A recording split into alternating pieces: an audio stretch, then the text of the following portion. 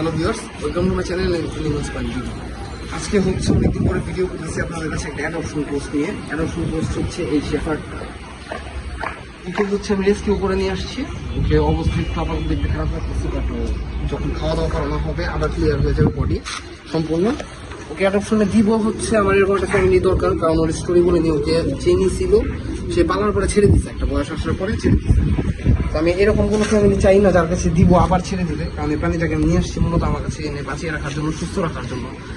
তো আপনারা যারা ওকে নিবেন বা আমার সাথে যোগাযোগ করবেন, অবশ্যই ফ্যামিলি পারমিশন সব কিছু করে নেবেন, যে বাসায় রাখতে পারবেন নাকি, ওর কস্টিং বের করতে পারবেন নাকি, আর হচ্ছে সবচেয়ে বড় কথা ফ্যামিলির যে মূল মানুষ যে কর্তা আছে তার পারমিশন যাতে থাকে।